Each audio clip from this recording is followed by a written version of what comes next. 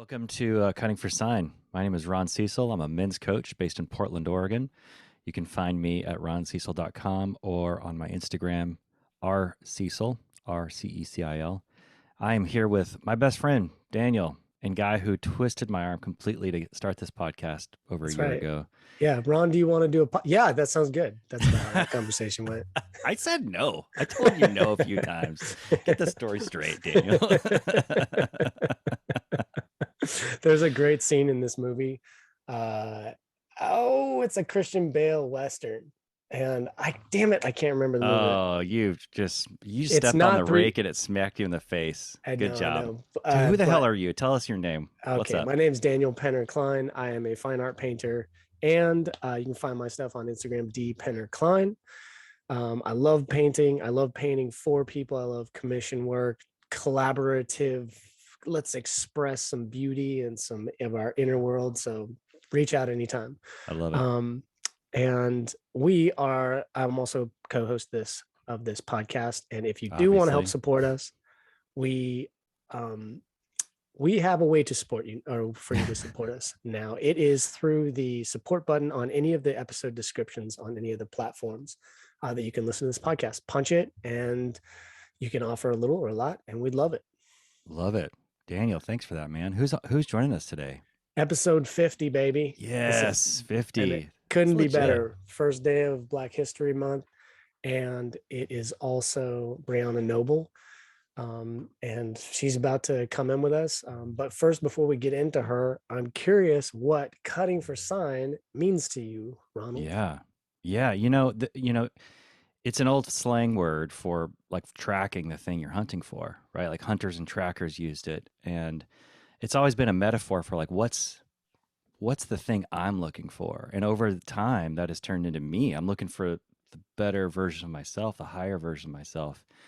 And at first, I thought like this is about hearing how other people do that, but actually, in hearing their story, no matter what, and just having a conversation, a lot of times with you and our guest, I find I'm hearing from the mystery man, whatever's out there that I'm leaning against, it's leaning back. And I hear it through people. I hear it through these conversations, and it gives me a clue. And what I think, and I want to ask you the same question before she pops on. I know she's in the waiting room, but with Brianna in particular, I had a kind of a spooky experience a bunch of years ago when I lived in horse country back east, and I was at a really nice home, and they were horse people, and a couple like very famous race horses were born on their farm, and I was in a part of their house that had all these framed pictures of horses that they had come from this farm, and one of those framed pictures was a photo of a horse with a policeman on the back in the 1970s jumping over a police car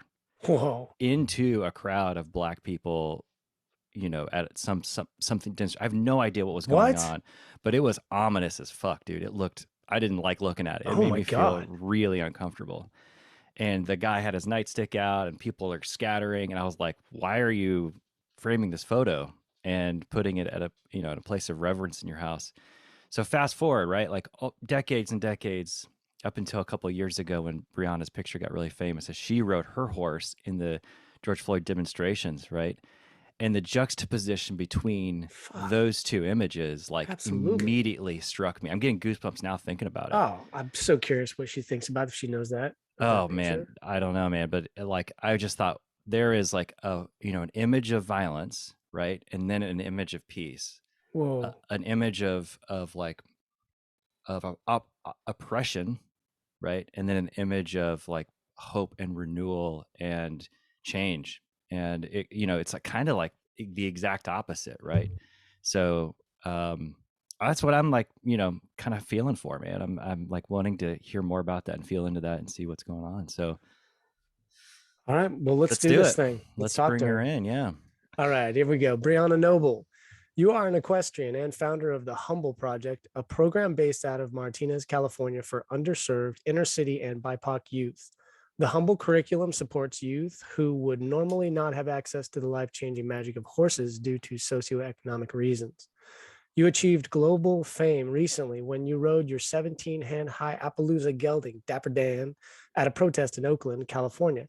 Dapper wore a Black Lives Matter sign in honor of George Floyd, and this action was featured in major newspapers and news channels around the world. Brianna, you believe that horses are mirrors of our souls that allow us to view ourselves in a forgiving, non-judgmental way. When you're on a horse's back, you are the closest you come to being one with nature. And while you aspire to become the first Black woman to compete in horse jumping at the Olympics, the most important thing to you is the kids in your humble project and the lasting impact they will bring in the community. Brianna Noble, welcome to Cutting for Sign. Well, hello. That was pretty okay. That was pretty good. It was. I need you to work on your delivery a little bit. Oh yeah, okay. Yeah. Take two. Yeah, there we go. More Ready? energy. Let's go get. No, He's no. like, Thank you so much. I'd really like Ronald to read it once. That would be great. Let's see who's got it. Who's got Dude, it? I'm too dyslexic. I try to read stuff, as an announcer, and I get things backwards. I mispronounce words all the time. No, It's you tough. actually do a good job reading these when you do. It's really nice. Oh, thanks, man. Appreciate Me that. trying to pronounce the word. I feel like Nemo, off of Finding Nemo. When he's like trying to say anemone, like I have to think about it. Oh my gosh, Anemone, sea anemone. Brianna, we had this poet, Bryn Saito on, and I was talking about the things that she had accomplished, and a lot of them were over in. Were they in Japan? They were in Japan, and I think some were Korean, and they were just like the pronunciations were a little bit different because of the different countries. And I was like, we were like repping it out a few times for me to get that shit straight. But hey, so we've got something today. First of all, I wanted to thank you for being patient with us in our waiting room, because we're trying a little bit new of a framework for the podcast as we realize our identity and kind of what we're here to do. And I was curious if we could tell you a little bit about that first and get your take on it. I know that's probably not the normal way to start an interview. That's more a conversation more focused on you. But I'm down for it. No, Okay. I'm down. I mean, I Cool. can't tell you guys. I've done so many interviews and stuff like that. You're like yeah. a different interview. I'm like, yeah, let's have some fun. Let's do this. Awesome. Like, let's. Cool. Fuck yeah. Cool. Glad to hear that. That means a lot. So Also, oh, you yeah. just said fuck. We're allowed to cut. Oh yeah, Oh, hell definitely. yeah. This is rated R. Like, yeah, you're amongst friends. Wait, set the tone for me here. So not PG-13. We can be R. Oh, R. I mean, Here we are. If there's NC-17 like language, we can go there too.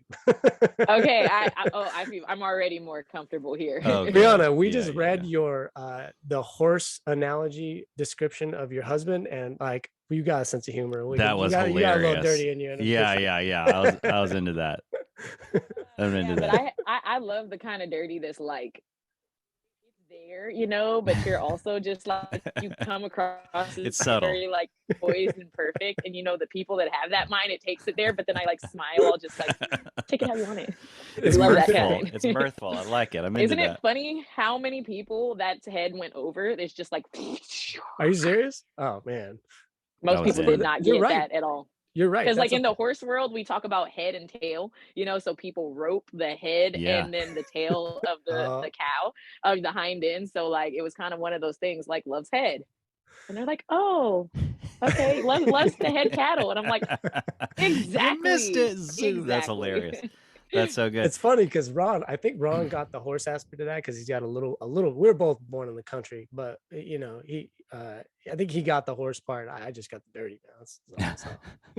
I got it all. I mean, Brianna, that's my one thing all of us humans have in common when you really think about it. Everybody says like, oh my God, that's so inappropriate. I'm like, we all eat different food. We all, have all different cultures and stuff. But when you really think about it, that is the one thing that all human beings on earth have in common. So it's funny that it's like stuff is not okay to talk about in society. I was just saying the other day that we are all the product of someone's orgasm, namely our parents. Oh, I never whether thought about whether that. we like it or not. Blech. I know. That's pretty good. That's pretty good.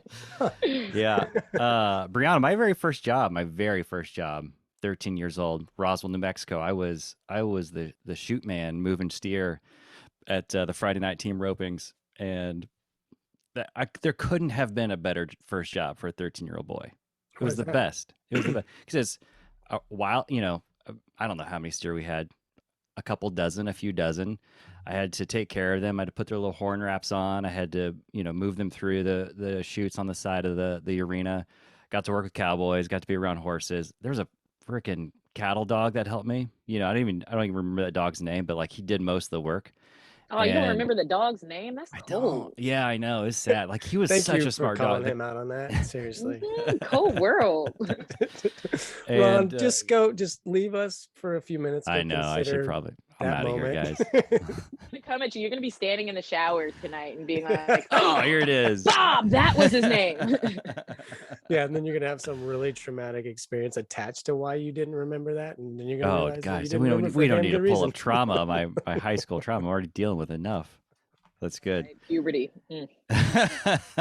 You know what I had to do at the time? I had to hide my long skater hair under my cap because the cowboys would all make fun of me and give me shit for having long hair. So I just I would stuff have it been under like, my I'm cap. cowboy Casanova. Are you mad because my mane is luxurious? I Hey, Because wasn't then the strong girls enough. want to like, yeah. I should have done oh, that. well, hopefully you Wish grew I'd out done of that. Come I on, you're did. supposed to like pop your Yeah. collar out and get a little confidence in yourself. Exactly. Mm, Hey, yeah. Ron, I need that. Yeah. will you ever grow your hair long? Will you ever have skater hair again? You got nice hair. That's a good question. That's a good question. Wait, how old are you now? Before you answer that, How old would you guess how I old? am?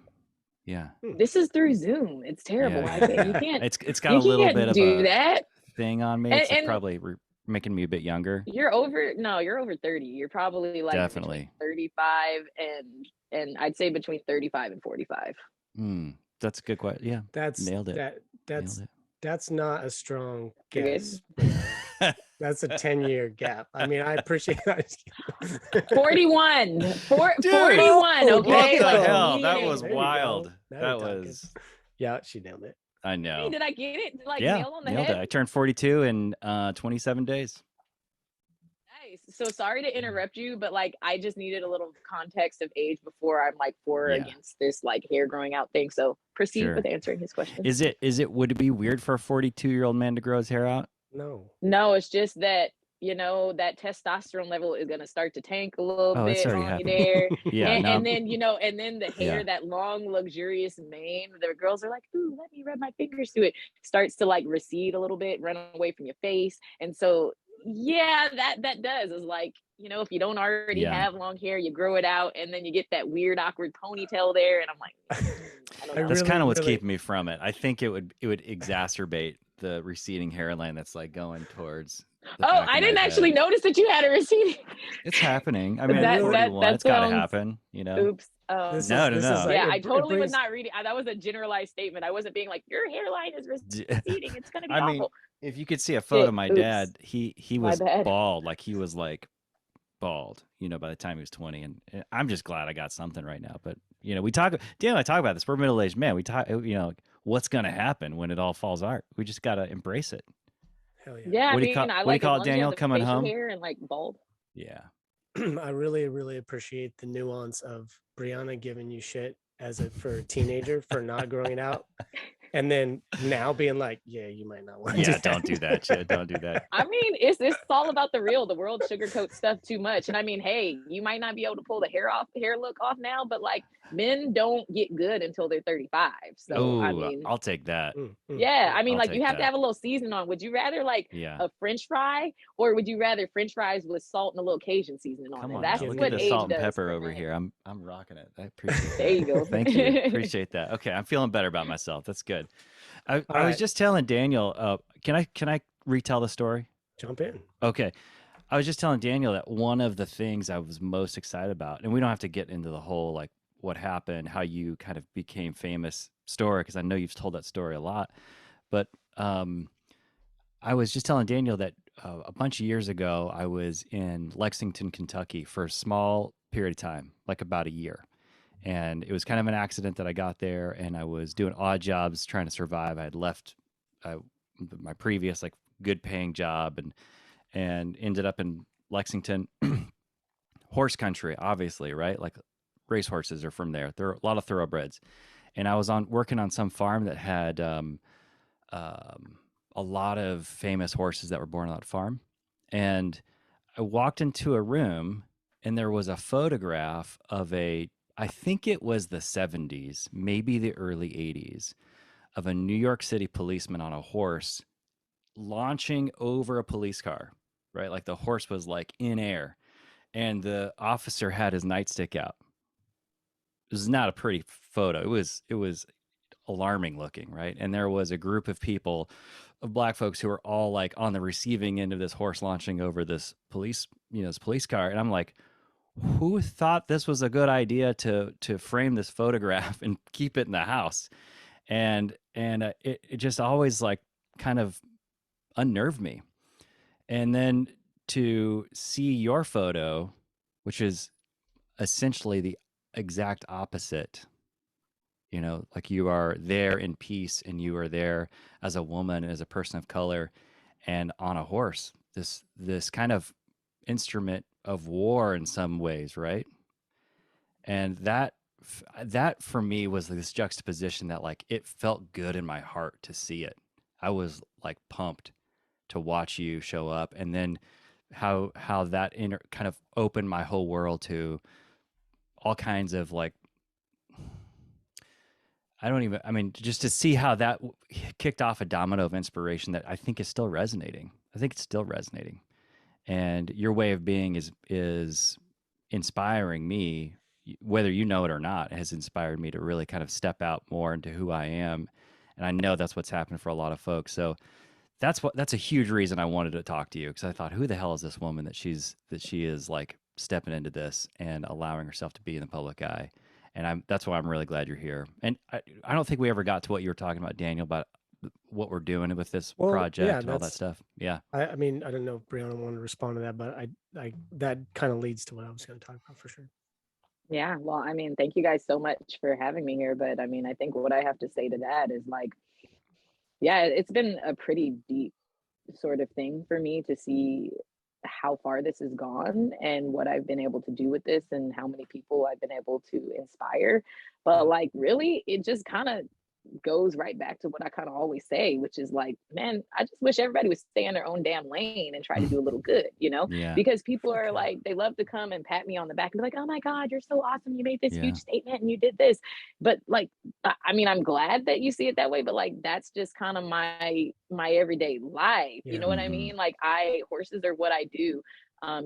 Professionally, before I was doing, a lot of the nonprofit work that I do was just something that was like, I do out of my heart, my pocket, a couple of Yeah. times a year, because that's all I could afford. But I've always made my living training horses and selling the type of horses that like the police departments and sort of stuff so we take them to parades, we ride in inner city spaces, we do all of those sort of things as training, and the horses are really good at it. So like, for me to go out there, it was something that was just natural and easy for me to do. So under that premise, it's just like, man, if everybody, I know we all like want to change the world, and you think that you have to be some amazing doctor or lawyer, something huge like that Yeah. to do that. But like, the real of it is like, if you just have passion about what you do what you do well, and then try to just give back a little of your time, then it's like, look, I'm just the chick on a horse, and look what's happened now. You know what I mean?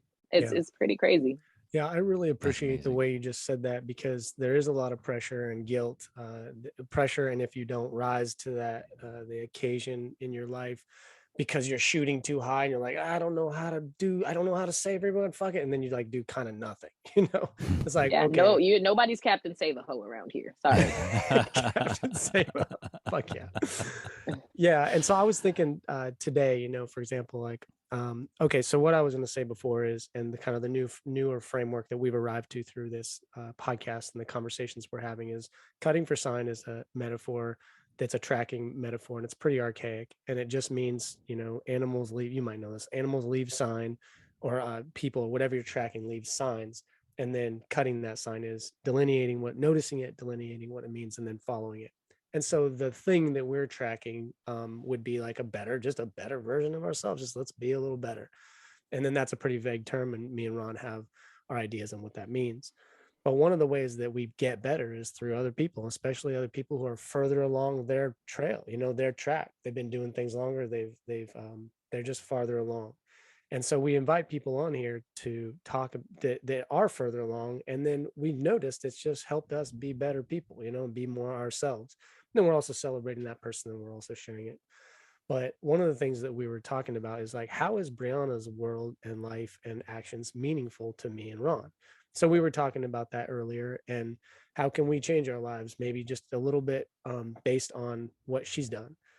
And they might not seem, the ways that we come up with, they might not seem very connected, right? And they might seem minimizing of the thing that you did and the purpose that you were working toward. But I think what you just said shows that, Yeah. hey, you don't have to go out and save the world, but if you do the thing that you're doing in this world and it's something you love, you do it a little better because of me. Fuck yeah, like, good job. And that, and you would feel good about that, and the world's a little better place. And so I think that's a little, I'm glad that you said that the way you said that. That's a value of mine too. Hell yeah, stay in your lane. Stay in your lane. Can you imagine if everybody just had a job that they kind of sort of liked, you know? Yeah. Like, what a better place the world would be if it's just like, this is what I'm passionate about, this is what I like to do, so I'm gonna find a way to make a career around that. Like, do you know how many people's lives would be a hell of a lot less shitty if we would all just like stay in our lane? But I mean, our world doesn't really allow us to do that a lot of times, which is why I really think that we need to change our thinking a little bit, you know? Staying in the lane is tricky because some of us got to find our fucking lane, you know? It's like, hey, maybe someone's 50 years old, they're in 5 other lanes, none of which are theirs, you know? Maybe we should think about facilitating that in school for our children, as opposed to thinking about like, hey, what's the Pythagorean theorem, or why does y equal mx plus b? Oh, that's cool. To be fair, a shout out to like my 7th grade teacher that said that I'm going to use that at some point. I'm 27 years old and I have never used that. So just shout out to that teacher. If who was that? I think that was Mr. Taylor. Mr. Taylor, that one was for you. Getting called out, Mr. Taylor. I know. We'll find him for you. No. So, go ahead. I mean, I think you had kind of spoken exactly to that lack of confidence you were teasing me about earlier when I was, had my long hair as a kid, 13. I mean, that would have been like the time, like, man, if I had known I could be both the skater kid and a cowboy, like I didn't realize that those couldn't be congruent. Yeah. And I have a 15-year-old son, and watching him navigate his own, what he thinks needs to be cool and what he thinks he needs to be in order to be accepted and loved. And a big part of it is like, how do we decide that we are comfortable, and then have the confidence to do what we want to do, like live the life that we want to do, not just get the job, but like just be who we want to be. Simple. Do you, boo-boo. You. That's what I tell. Just do you. Yeah. Do you, and everything else will follow along. You know what I mean? If there's any sort of advice that I would give, or one to, kids or teenagers coming up, or just people in general, is just like, yeah, man, it's sad as hell. Like, even just, my mom, I asked her that question. My mom is close to 60 years old. And we were talking about what I do. And I was like, Mom, I know what I'm here on this planet to do. I've known from a very young age what it is I'm here to do. My affinity is animals and communication. I can very clearly communicate with animals, and then I can help other people understand that, Wow. So regardless of how that has shifted through my life, that is the core of why I am put here on this earth. And I asked her, why are you here? Didn't know. And there's so many people that don't know that, and it's just like, it's really sad to me to think that, like, during that age, like what you're talking about, like, our society sets us up so much to be like, well, what's cool? Well, what's right? What's wrong? Where instead of cultivating that creativity and cultivating what makes you different, because what makes you different is what's beautiful, it's like we just stomp that creativity out at such a young age. And then here you are soul searching at 40, and wondering, trying to find what makes you happy, because honestly, the world tried to do that to me. And I'm so thankful that I didn't listen, because I've always been that Black girl that looks one way, so people would kind of look at me and be like, oh my God, she should see like so popular and pretty, but I didn't care. And I was a skater chick that hung out with, all of the boys, and skateboarded, and I rode horses, and I did all this stuff, and I was weird as hell. And I would just kind of be like, to anybody that had anything to say about that, my parents tried to stop me. Everybody tried to stop me and be like, hey, well, you're going to be a fuck up. And I just gave it the middle finger, because I was like, I know who I am. I know what I want to do. And regardless of what path I choose to take, I'm choosing positivity in it, So like, fuck you if you want to tell me what I can or can't do. Yeah. So what? By the way, I wish I could just take that mindset and put that in my 13-year-old self brain back a long time ago. Yeah, but you can't. Side point. You're doing that. Say what? Ron, what's one thing that your 13-year-old self was scared to do? I was scared to let my fucking, long hair out. I mean, No, at I the mean now. so rephrase, say that question again. What'd you say? What'd you You say? got 13-year-old self. You just say, I wish I could Yeah. put that mentality right in there. Yeah. Well, let's say that happens. What's something that your 13-year-old self, what's a way that you want to express yourself now that is not being expressed? Do you, and maybe you don't have an answer, Oh, but like, I mean, I think now at this point I don't give a shit anymore. Like I don't care what people think the way I used to. I mean, I probably do in some way that is unconscious in me, but at this point I'm like I'm I can't afford to, man, because I got kids. I have to I have to talk to them like Brianna is talking to me right now, I and think I have to like, misunderstood. I think yeah. you were saying that you wish you could go back to your I 13-year-old self. wish I Yeah, could go back in gotcha. time, Yeah, and yeah, just yeah. like download that into me, because that would have been that would have felt so. I was always hiding, man. I was like, Well, I what would would. you be doing now if that had been downloaded That's a into good you? question. Where would you be now, do you think? What would you be doing? What would be your career Oh yeah. choice? Such a good question. I don't know. I mean, I think if I think if I could go back to like a moment in my life where I thought I definitely went the wrong direction, and that was I went to school to be a pastor, Brianna. I went to school because I thought the culture, the evangelical, charismatic, Pentecostal culture I grew up in said the highest form of humanity is to lead people in this culture, right? And I could never assimilate. Like as much as I tried so hard, I went to school for it, like I could talk it, but didn't believe it. And and I think if I could go back, like rewind the clock, I probably would have allowed myself to be very poor writer and write the things that were kind of going through my head at the time, Yeah. which was probably fiction, and which is like I'm only now having to like really advocate for myself in that stuff, and wrapping up a book right now, talking to people about it. Feels good, feels really good. But I can't, but I also can't live in regret, over that time, because the same thing that allowed me to want to think about helping people through pastoral care or being a preacher or pastor, whatever, is the thing that drives me towards helping men now. I'm a men's coach. I work with men on a daily basis about working through all this shit we're talking about. Yeah. And so I don't know if it would be much different. It would be a different way to get here. Um, but I would have allowed myself to suffer instead of the suffering that I did. Plus, But that's Ron, still Different like, kind of really suffering. cool when you Yeah. think about it. It's like your past does not always determine your future. It does Yeah. play a part, but it's bravo to you. Even though you didn't start out that way, you turned out able to do what it is you love to do. Yeah. yeah. Appreciate that. Yeah, and you've arrived to a place where you still have decades to go, And I think Hopefully. yeah, right. I think that it's harder. I've thought about this a lot in my path in life, which has been similar to yours. Didn't really grow up in an environment that was supportive, like the way that you're talking about, Brianna. And so I've had to discover that in the world and then provide that for myself. And it just makes you arrive to a more authentic, aligned Yeah. part of life a little later. But I think that it's every bit as valuable to arrive later, do so successfully, and then help others do the same, because it's fucking harder, to do. You got more reasons to like, nah, it's too late and all this bullshit. And so I think, Ron, it, that I Yeah. believe this, and you're like, I think that you're right where you need to be 100%.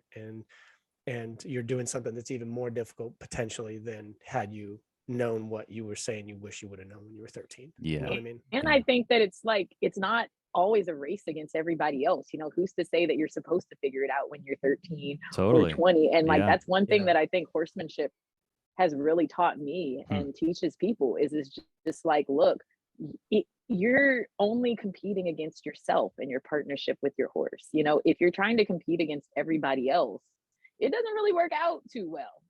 Like there's always going to be somebody that's better than you. That's really, really hard, and we're all different. We can't all do the same shit, and expect the same sort of outcome. We have different bodies and different upbringings and different minds, and Yeah. everybody's not supposed to be the same. This world would be a real damn boring place if it was. Totally. Totally. I think another thing I would have probably, I mean, at that time, 13, 14 years old, I was thinking of like, how can I be a farmer in the Pecos Valley region where I was? Like I was like, Where is that? it's in Roswell, New Mexico, eastern New Oh, okay. Mexico. Yeah, I was that's like, where I. I've never heard of that. Pecos Bill, famous cowboy. Ever heard of that guy? Oh, I've heard of him. No, Pecos Pecos Bill. Bill. Huh. Don't worry about it. I'm not up on my cowboy history, honestly.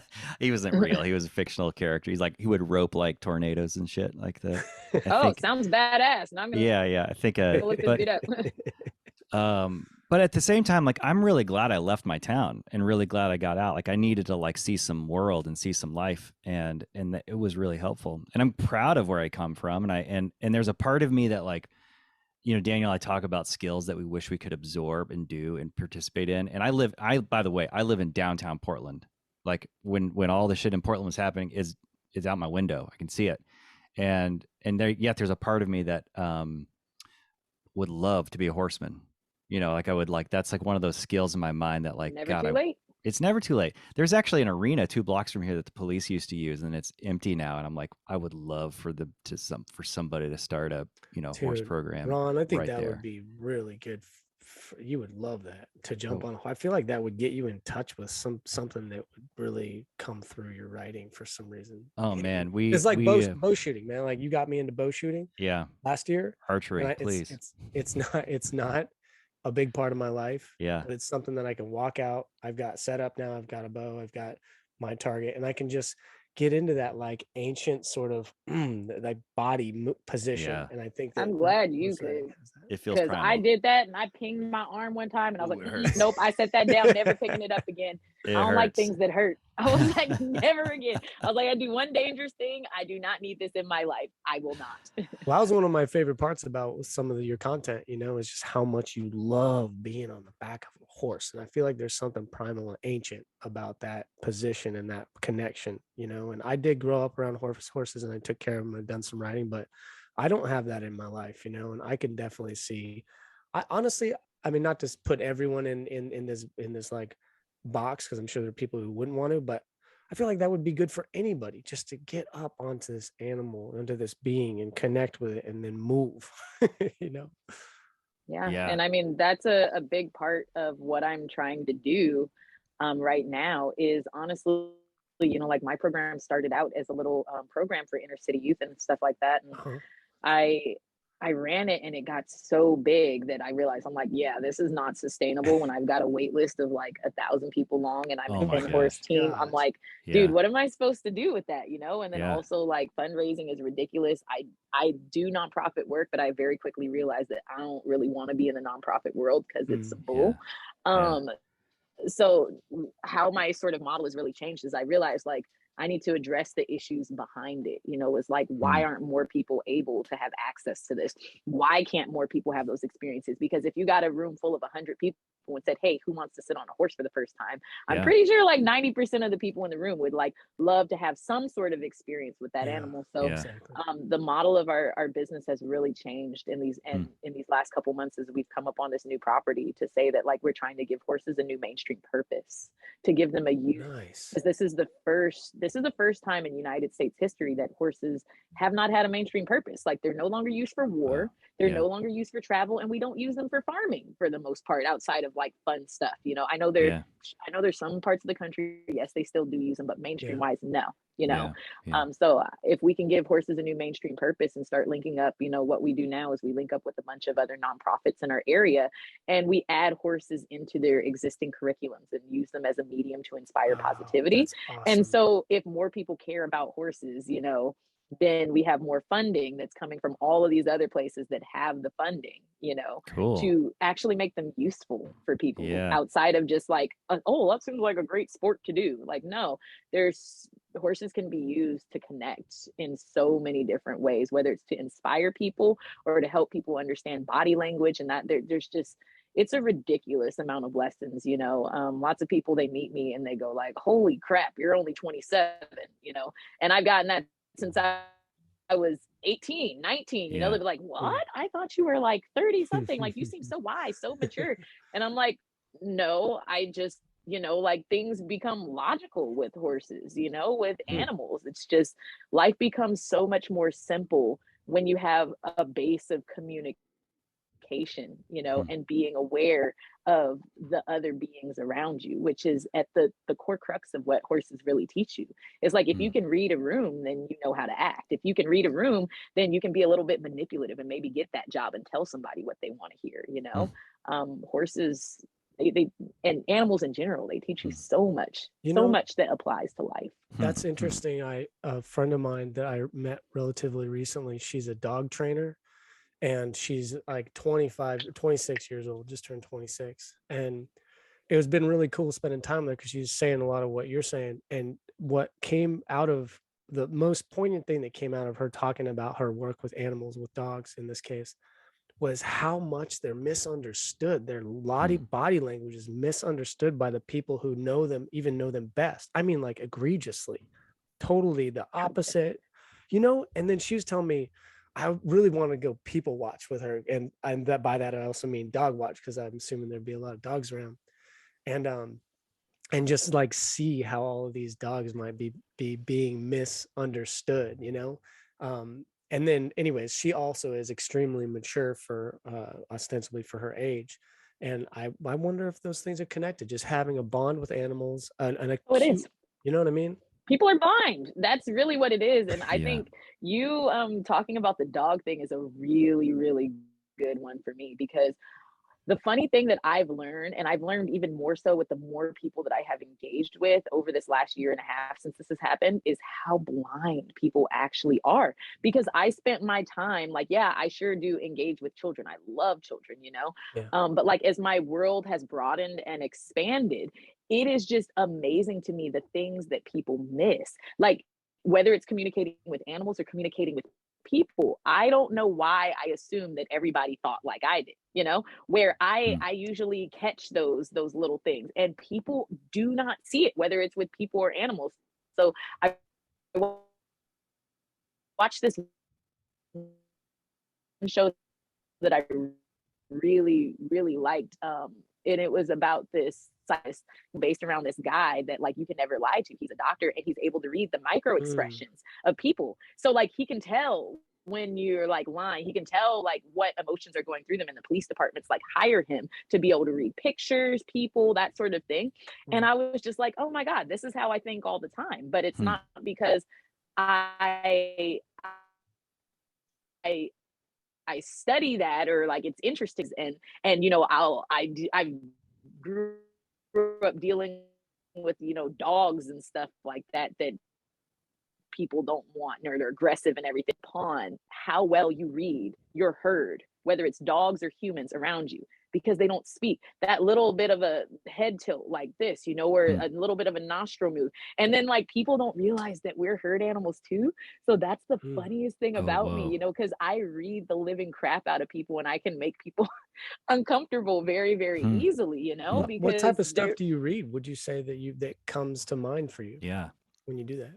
So for me, like, I need to find another way to describe how I am in terms of being manipulative. But, because I train animals for a living, I notice that I do the same things to people. And I'm like, ooh, that's like, I shouldn't be training to get what I want. You know what I mean? I'm like, that's I use it for good now.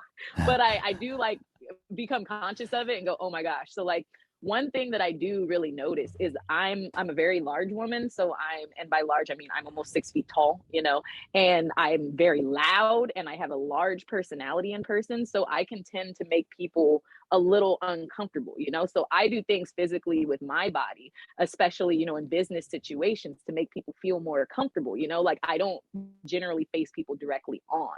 That's something that I consciously do, and I back away from people, which draws them toward you. That's something that we do with horses. If you come at a wild horse trying to touch it, they're like, what the hell? But if you do something that draws their interest towards you, they're like, ooh. And the same thing happens with people. Or usually I call people out when they're uncomfortable. If I'm talking to them and I say, hey, I do this because it tends to make people uncomfortable. They're like, I'm not uncomfortable. And I'm like, you can pretend all you want to like not be comfortable right now. But I was like, one trick that I've learned, here's it for you guys. Much as good as they have a poker face, the one thing people never, why do feet matter? horses, people, herd animals in general, their feet will always point where they want to be, where they want to go. Oh, interesting. So if you have people that are engaged with you, take a look at their feet. When you're having a really good conversation with somebody, when they're engaged, their feet are generally going to be pointing at you. Now, if somebody notice, have you ever seen women when they're uncomfortable? What do? They make themselves smaller. They may cross their hands over their laps because they're protecting their stomachs. They're protecting their lady bits. They keep their legs together, and generally their feet are going to be crossed or not and pointing towards the door. They'll point towards the exit because they want to leave. So, and that's one thing where it's just hey, you can control your expression, you can control your breathing, you can control all these things, but nobody watches people's feet. And we do that with horses because they always are going to have where is this animal going to go? Well, I see him shifting his weight this way. I see where his toes pointed. Okay, well, that's where he's headed. That's so it's something funny. that comes very natural to us that people don't see with people. I'm just working on this painting right now, and it's a recreation of a Caravaggio painting. It's actually in the background right here, and there I was researching the painting and the history of the painting, right? And it's a moment, and I'm not a Christian person, but it happens to be a Christian moment where Jesus is calling Saint Matthew, or Matthew the tax collector, to being a saint. It's the moment where he's like, "Hey, you get over here," right? Well, in all of the critique of this painting, one little bit was, and if you look at Jesus's feet, you can tell by the position that he means business. Interesting. And they're really fucking dark, way in the corner, but it's there's a whole ethos around his feet, around them. Yeah. People have written their PhDs on it. Exactly. I mean, hey, it's an interesting thing when you just think about even if you were just to study people from the waist down. I mean, hell, Gosh, I know we've all been on BART or the bus or something like that and seen men man spread. We were just talking about man spreading. Where men man spread to take up space. And the funny thing is I love being around men that are like that because I'll man spread. And it throws them off when I give, and they'll be like, "That's not ladylike." And I'll be like, "Why?" And it makes people uncomfortable because you're making yourself larger and taking up space. And it's funny as hell for men usually that are like that to see a woman that looks like me that takes up space in their world. Some funny love it. shit. I love it. And I kind of get off a little bit to dicking with people like that too. Yeah, so, absolutely. Totally. Have fun with it, right? Pushing boundaries a little, and totally. People need to be pushed for that. I mean, it sounds like we had a language. We used to know as a culture or people or whatever, I don't know, humanity, go back 10,000 years, we knew how to read animals differently, and therefore we knew how to read ourselves, and we've lost it. And you've somehow have stayed connected to it. Maybe you learned it as a child. How old were you when you first, just out of curiosity, when you first became a horse person? Born on a horse, 4 or 5, older, 10? No. Oh yeah, because you went with your sister who was older than you. Yeah, my sister is a lot older than me. So I actually always liked dogs better than I liked horses, So I begged my parents for dogs for years and studied every book out there. But horses came for me. I was probably about 5 or 6 years old, you know? The first time I ever sat on a horse's back. And I was always around the barn, but I didn't actually I started riding, I want to say at maybe 8 or so, consistently riding, and it became a thing. And then I made it.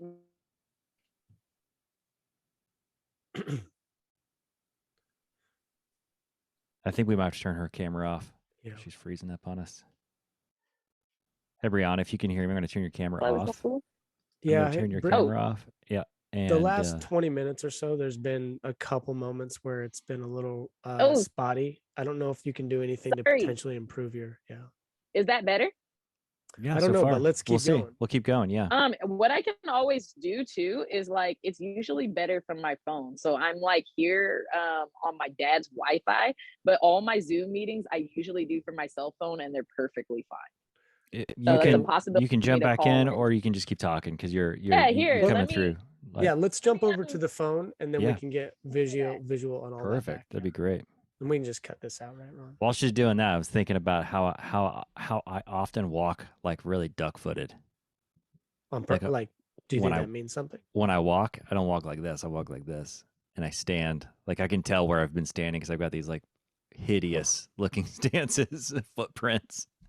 I'm really interested in the body language thing, and I think that I think that, like, you know, what's funny in partnerships, Yeah. if you try to bring up someone's body language and be like, hey, you know, I'm feeling like you're communicating this to me. Yeah. I have noticed it doesn't go very well. I'd be Oh, really? interested. Brianna, welcome back. We were just talking about body language Yeah, because because of what you just said. Yeah. I was saying, Oh, I think that body language is, you know, I kind of took the bait on that phrase that we've all heard, like, you know, 70, 80, 90% of all communication is body language, you know, and or it used to be. I, Nowadays, social media and stuff. I don't know about that. Now it's gifts. but I do think that there's a lot going on there. And I have noticed with me, I have I have probably higher than average body awareness. And so when things start going around, like man spreading is something that is not appreciated generally, um, you know, I become conscious of it pretty quickly. And I also feel like, oh yeah, this is kind of like, it's like here, wow. And it feels gross, you know? And so it's been really fun to have the awareness, even though things in this world can get too sensitive very quickly. I do think that it is nice, the sensitivity and the consciousness that can come from that, and just being a little bit more aware of one's body language, so as to, for me, and I know for Ron too, we can actually change our inner worlds, our subconscious, these long set patterns. We can change it through being aware of certain ways that we hold our body. You know, like if I hold my shoulders really relaxed, well, one way to change the subconscious is by repetition. So if I become conscious of holding my shoulders high, then all day long I can just fucking relax my shoulders to the extent that I can, at least. It Yeah. becomes a way to like change the body and change your mind. I It's a don't know if you. superhero thing, you know, like I Totally. read a Yeah. Big study one time. time where they said if you go like this, you Yep. know, and That's right. stand there for like 15 seconds, it'll actually make you feel better. And you know, Whoa. it's completely really true. I actually Yeah. do it all the Awesome. time because I'm like, Same. the world is coming to an end Yeah. and I have no money right now.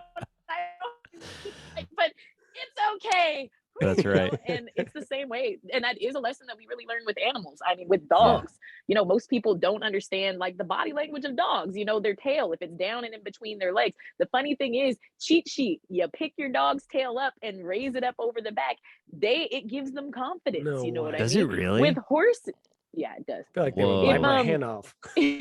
yeah, because it's like you'll notice that like the more dogs tails tell a lot about like how they're feeling or their Oh, yeah. dominance level and that sort of things. And like horses, as fight or flight animals, it's actually really interesting because it applies the same way. So if we have a high head, high horse, so when a horse is on alert and something's going to eat it or it's Yeah. trying to decide if it needs to fight or run, its head is in the air, its ears are erect like this, and it's going, oh crap, like what's happening. It's very reactive because like it may not see the danger, but another horse at the other side of the herd may see that danger. So its very life is like basically it's going to be determined by how well that animal reads everyone around Yeah. them that may see that danger that they don't. So what we do is like, Oh.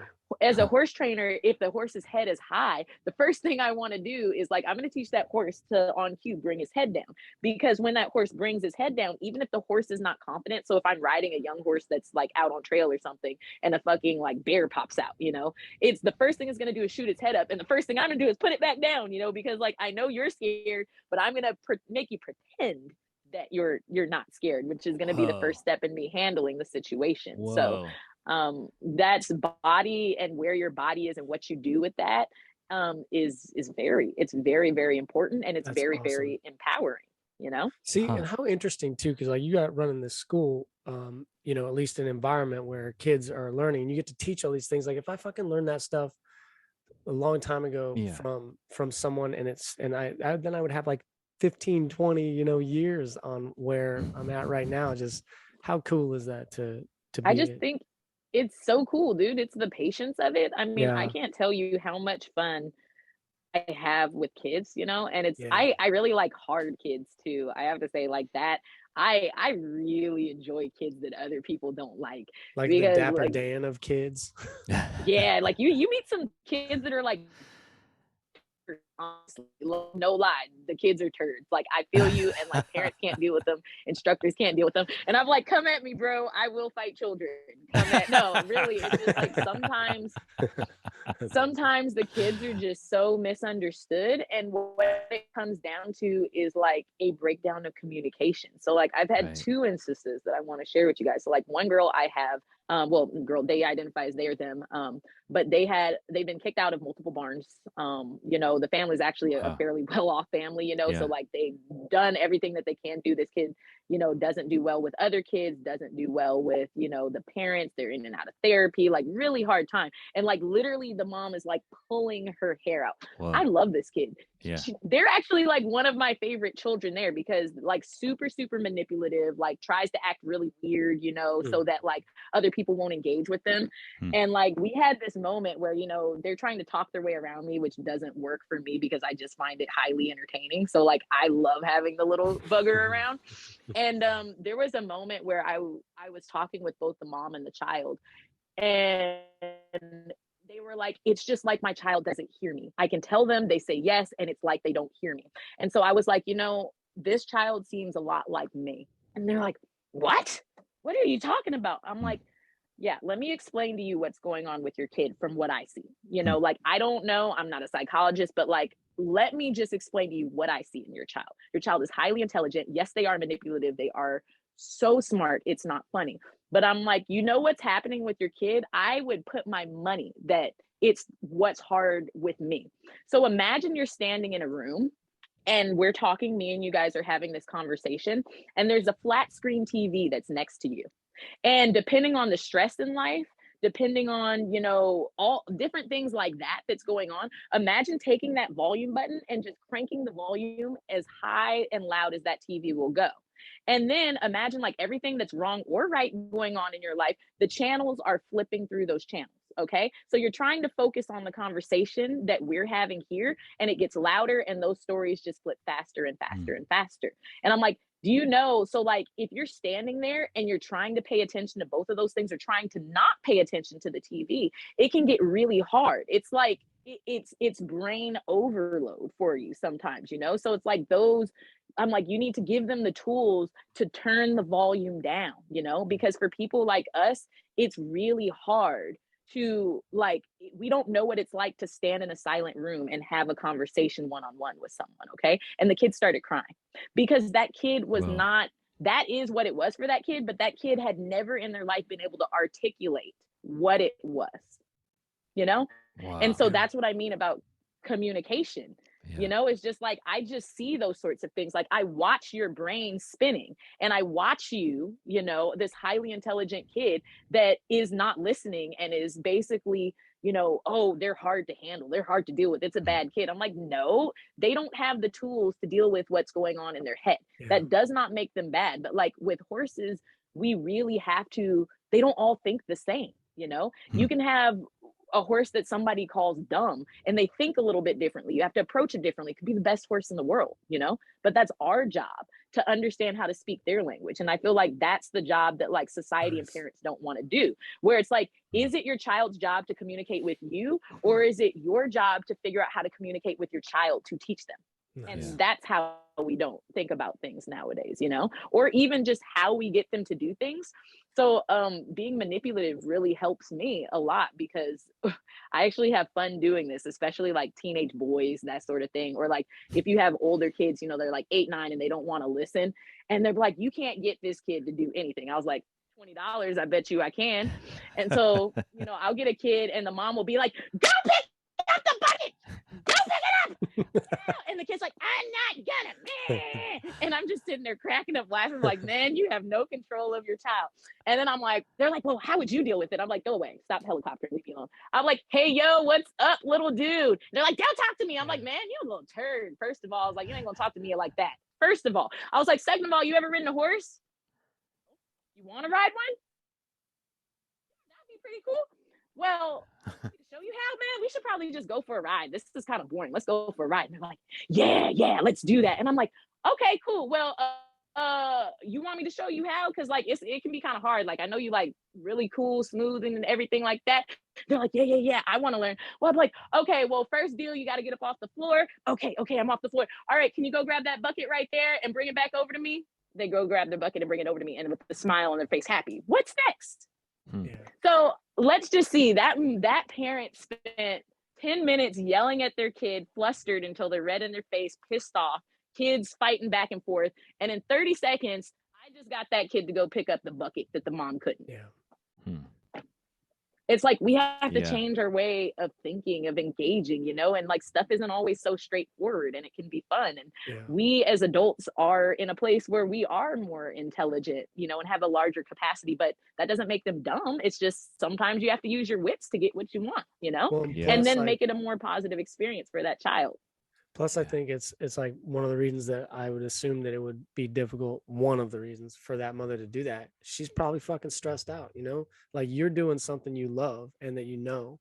And is she? I don't know. Maybe not. Maybe she is. And she just doesn't have the communication skills. But I do think it's very difficult for people to be more nuanced and intelligent and crafty and a positive version of manipulative, gracefully manipulative, tactful, when they just like, you know, maybe didn't grow up with some of the understanding that you have or that I have or that Ron has, you know. I don't know, not to say we have the same level of understanding around this that you do, but what you just said makes a lot of sense. And that is something that I value about my time around children, as little as it may be, is that I always feel like we can work together. Like we are going to fucking work together and get some stuff done. It may happen to be what I want to do, but like you're going to want to do it too and feel good about it. Or maybe you're going to help me into an area that I need to be in.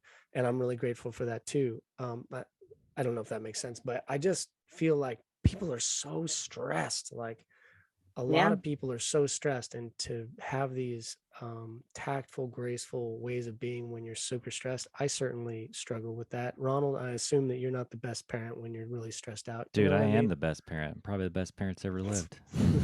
I'm not either. I just pretend to be, you know. My 15-year-old son, he's like, you know, you treat my dog like my Brianna just goes super person. I'm like, this sucks so bad right now. Toddlers are like awesome. the best, cutest little demons ever. But superhero, this is great. Brianna, you're awesome. I'm glad you exist in this world. You got your shit together. Do you and your husband have like, or I'm just pretending the best fights because you both are masters at reading body language?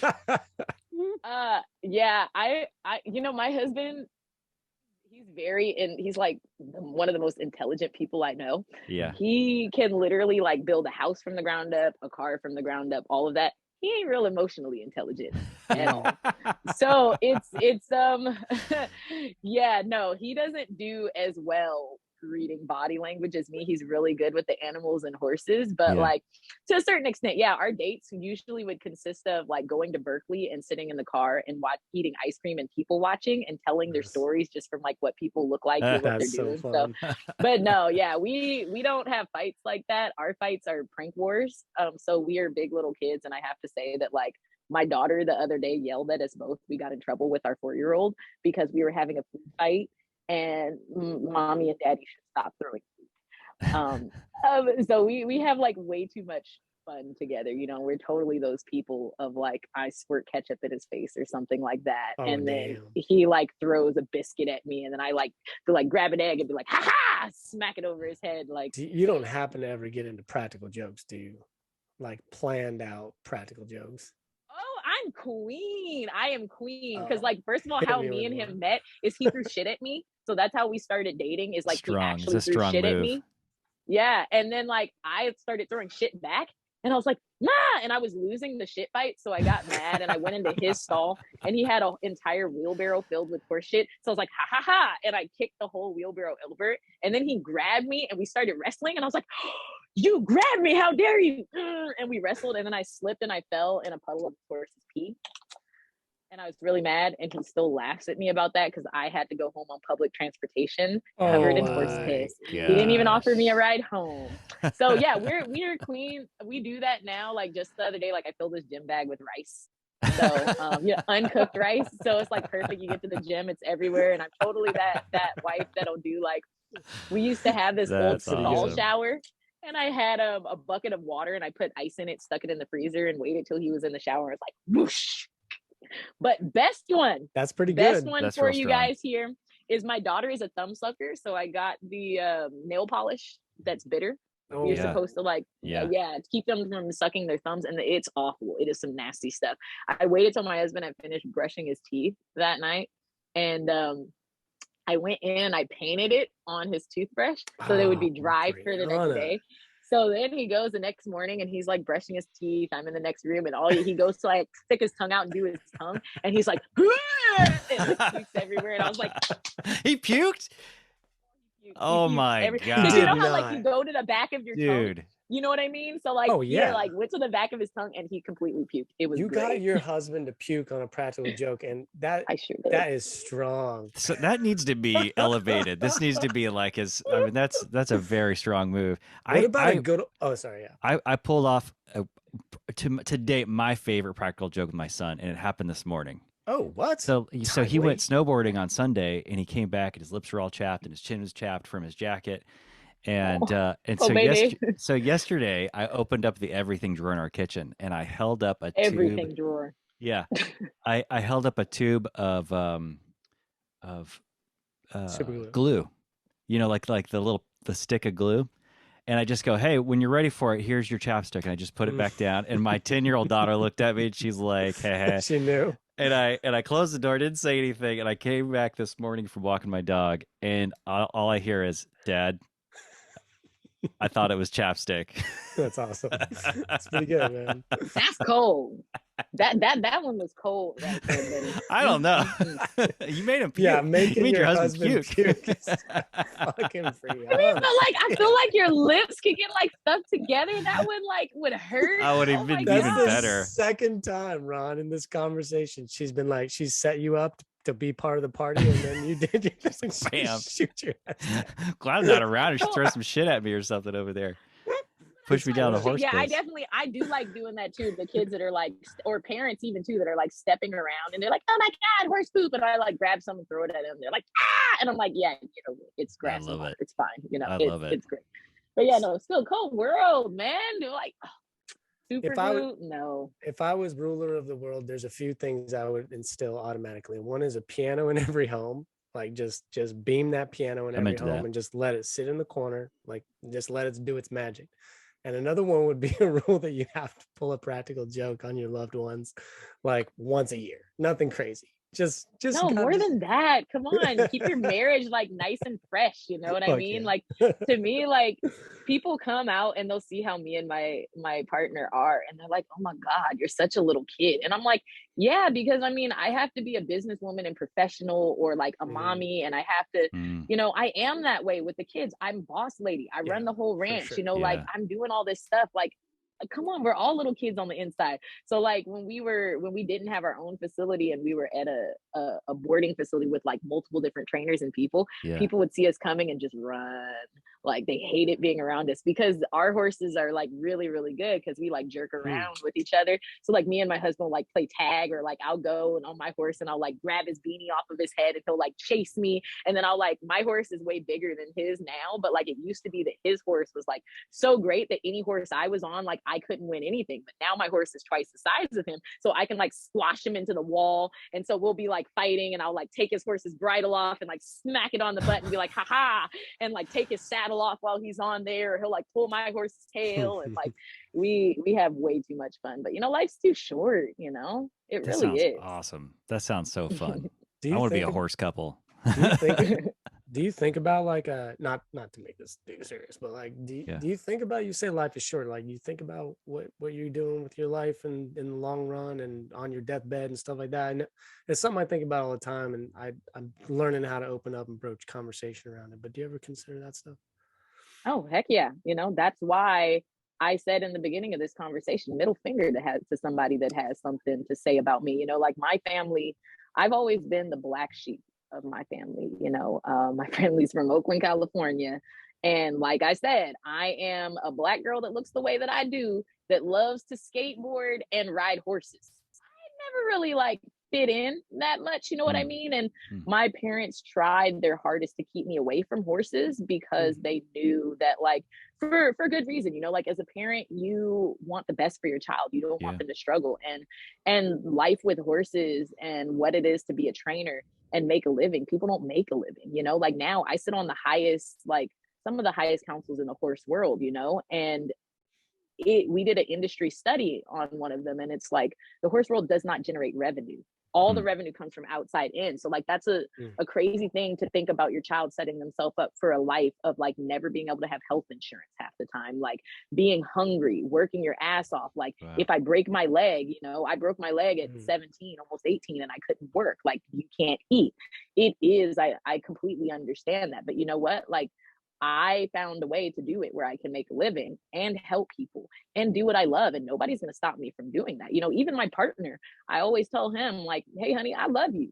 But like, if you don't want to ride and you don't want to go with me, I'm not going to not do it. So like, if there's anything, you know, me and my husband love to have those hard conversations. Like, is there ever a point that you would leave me, or like what happens here or there? And I'm like, hell yeah, there is. Because you know what? I'm not picking you over the horses. You know, this is my life that I want to live. And either it's not that it would ever be bad, but if you don't want to go with me when I go out and spend my life the way that I want to spend it, then you're just going to get left behind, you know, because nobody is going to stop me from achieving my happiness. And my happiness is around horses, you know? So either you can be a part of that or you can't. And if I'm doing what I love to do, then there's certain situations that I regret, but I'm overall happy. When I have to work those, you know, some days I'll have 15-hour days.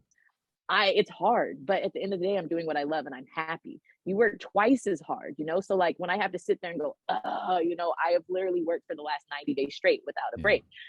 It's all because I'm doing what makes me happy. Okay, well, the nonprofit that I'm doing, it becomes easy to give back. Like I don't have really that many regrets, you know? So if I were to die today, I'd be happy with what I'm doing in my life. I hope I don't. I'd love to see my kid grow up, you know? But all the hard work that I'm doing is because at the end of the day, I'm going to retire at 30. Basically, I'm speaking it into existence. It's happening. I want to make my first million this year. And, you know, I'm working my ass off because I want to be able to buy my time. And I know that if I work this hard right now, I'm going to buy my time to be a wife, and I'm going to buy my time to be a mom, and I'm going to buy my time to do not only what I love to do, but what my husband loves to do, and watch and see what my daughter likes to do and follow her around in her path through the world, you know? So no, I think all of us should think about that question. I think all of us need to say, like, am I happy with where I'm at and what I'm doing in life, where if I died tomorrow, I wouldn't have any regrets, you know? I think that's something we should all ask ourselves more consistently so that we can say that with confidence, you know? Like if I'm not where I want to be, I'm on that path and working as hard as I can to get to where I want to be.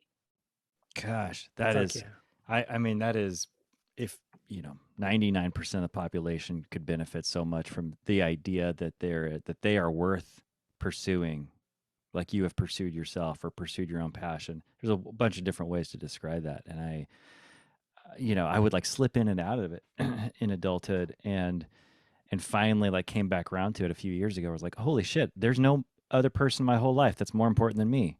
And to say that out loud even now feels kind of weird, but it is the thing that makes me feel safest, right? To know that my wife, who I love, we've been married, you know, coming on 12, 13 years, my kids, like if I am not treating myself as my highest priority and treating my energy with my highest priority, then they don't win.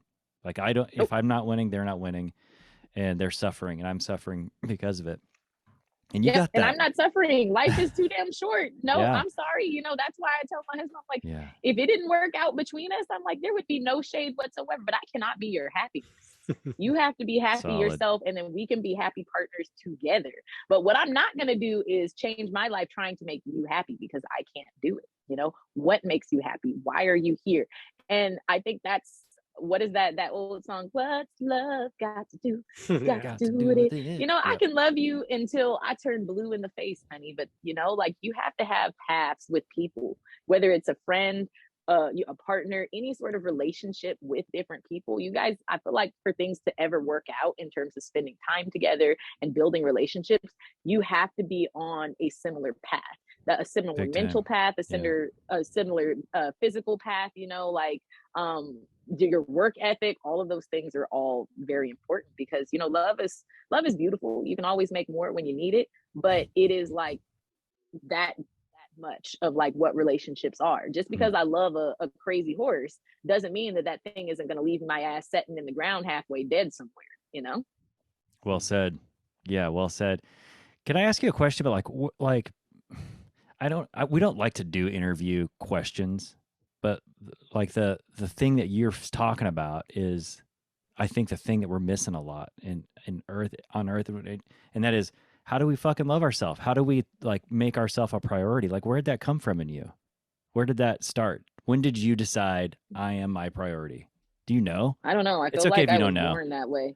Yeah, I think Dude, I you're was born fucking that way lucky. because I'm actually really confused. I've actually kind of almost wondered, it's like, am I on the spectrum a little bit, you know? Because and like I've asked that seriously because Yeah. I don't get it. You know, like I've Huh. always been such a logical person where stuff is just very black and white to me, that Yeah. like when I see people do stuff, like when I grew up, I didn't have a lot of friends that were my age. I preferred to hang out with old ladies.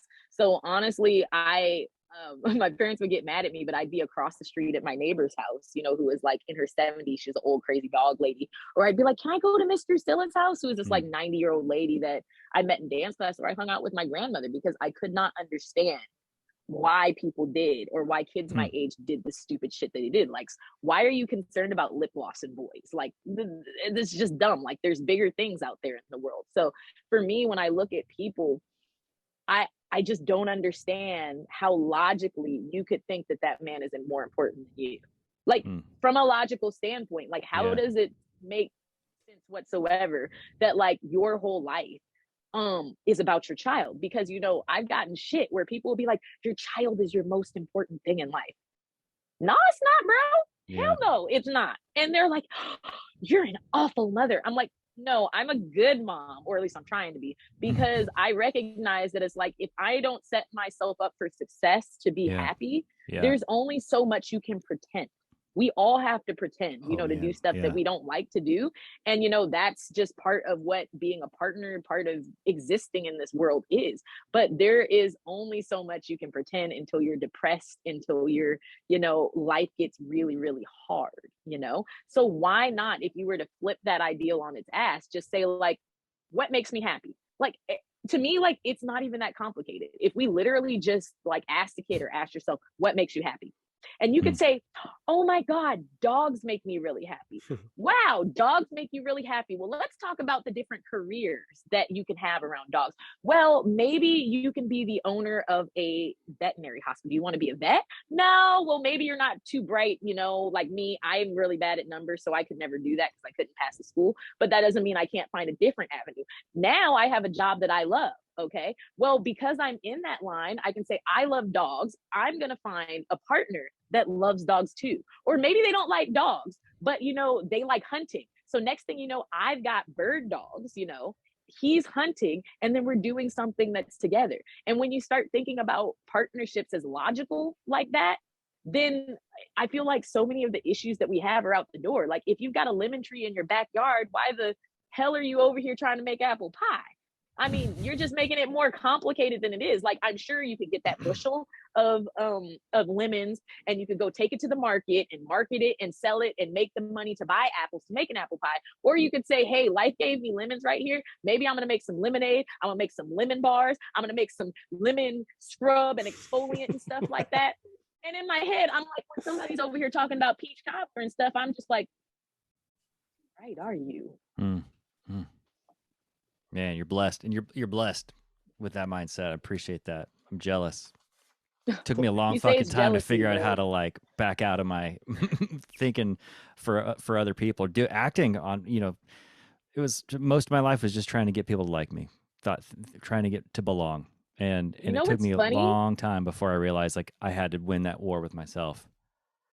I've learned that the more you tell people you don't like them, or you don't care, the more people actually like you. Oh, You know, interesting. so like Yeah. that Give me an is like example the of that. one thing. So my place, it's been a little bit of a change working so much on the ranch, you know, and now I get invited to like all the like high society, like fundraising parties and all of this high class sort of stuff. And Yeah. one thing that I noticed is like how fake that world is. You know, it's like I'm a really real person. I've got a big mouth, and I always tell people either you're really gonna like me or you really won't. It's just like usually that clear cut and dry. So I walk into these rooms and, you know, people see me and, you know, they're drawn because lots of times, like, I don't have time. If it's cocktail attire, like it's usually my end of the day, and I'll just wear a nice pair of cowgirl jeans and a blouse, you know what I mean? So I stand out, you know, everybody wants to talk to me. They say they want to help you. And so they're like, here's my business card, you know, let's chat later.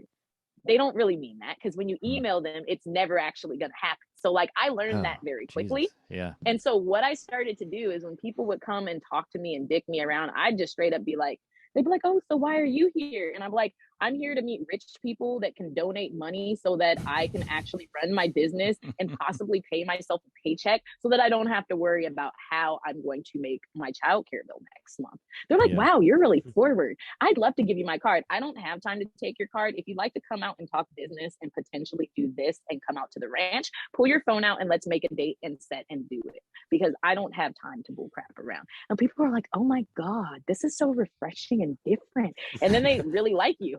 And I'm just like, okay, great, you know? Yeah.